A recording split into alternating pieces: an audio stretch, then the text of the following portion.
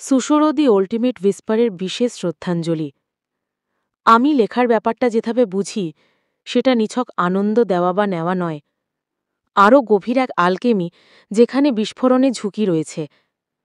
তার তৃতীয় গল্প সংকলন অন্ধ বেড়ালের মুখবন্ধে এই ঝুঁকির কথা জানিয়ে দেন নবারণ ভট্টাচার্য। ১৯৯৫-এর ডিসেম্বরে লেখা নিজের গল্প সংকলনের মুখবন্ধ লিখতে গিয়ে দ্ব্যর্থহীন ভাষায় তিনি জানিয়ে দিয়েছিলেন, যে দশকে মানুষের এগিয়ে চলার, শোষণমুক্তি ও সমাজব্যবস্থা পাল্টানোর মডেল পুঁজি ও প্রতিক্রিয়ার আঘাতে ও বামপন্থীদের আবশ্যিক আত্মসমীক্ষার অভাবের কারণে অনেকটাই তছনছ হয়ে গেছে, যে শতক সবচেয়ে আশা জাগিয়েছিল সেই শতক শেষ হচ্ছে অবসাদে, বিষাদে, যন্ত্রণা জর্জর অবস্থায়। আমি দৈনন্দিনতায়, প্রত্যহ নিকটে ও দূরে নিয়ত যা দেখতে পাই তা হল পড়তে পড়তে স্তরে স্তরে সমাজের ভিন্ন ভিন্ন বর্গের ওপর চাপিয়ে দেওয়া শোষণ, নতুনতর ঔপনিবেশিকতা ও সংস্কৃতি সাম্রাজ্যবাদের অমানুষীকরণের দেখা না দেখা হাতকড়া ও চোখ ভুলানো ঠুলির ভার। সামন্ততন্ত্র বা পুঁজিবাদের বালক বয়সের প্রত্যক্ষ নিষ্ঠুরতার চেয়েও এ যেন অধিকতর মারাত্মক, জঘন্য ও অপমানজনক। এই দলিতমথিত মানুষ ও তাদের জীবনের এক বিচিত্র ক্যালাইডোস্কোপের মধ্যে আমার জীবন কাটছে, তাই চারপাশে আমি তাই দেখি।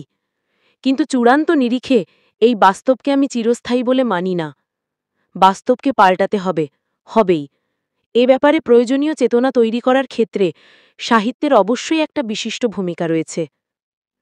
নিজের গল্প সংকলনের ভূমিকায় যা বলেছিলেন সেই সূত্রেই লক্ষ্য করি যে মৃত্যু, হত্যা, আত্মহত্যা নবারুণের গল্পে এক মোটিফের মতো পুনরাবৃত্তিময়।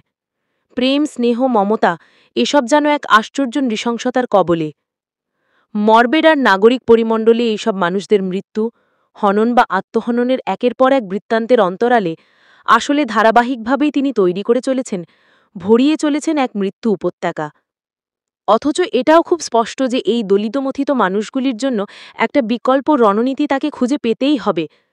এরই মধ্যে যারা সেলিব্রিটি, যারা সাকসেসফুল, তাদের সাফল্য আর বাঁচাটাও যে এক পরম অনিশ্চয়তার বাতাবরণেই, এ কথাও তার গল্পের চরিত্রদের দেখে বুঝতে অসুবিধা হয় না।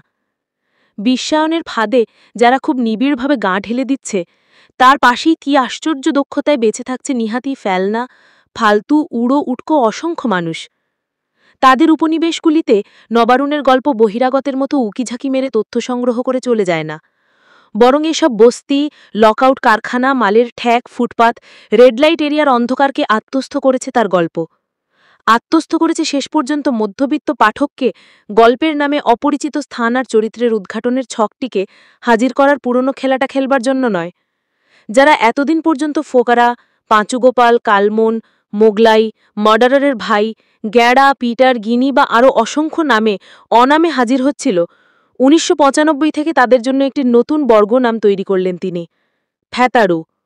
বললেন, নিরন্তর যে প্রতিহিংসার আগুন আমাদের মধ্যে কখনো ধিকি ধিকি, কখনো ধুকধুক করেই চলেছে, যা কেলিয়ে পড়লেও নিভতে পারে না, তা অনেকটাই চরিতার্থ করার পথ ফ্যাতারোরা গত শতাব্দীর প্রায় ৩ দশকেরও বেশি সময় ও চলতি শতকের সময়টুকু ধরলে মোটের ওপর ৪০ বছর ধরে লেখা গল্প নিয়ে এই সংকলন আশা হতাশা জর্জরিত সাম্প্রতিক ইতিহাস আমার লেখক সত্তাকে কতটা আলোড়িত করেছে সেটা গল্পগুলোতে টের পাওয়া যাবে।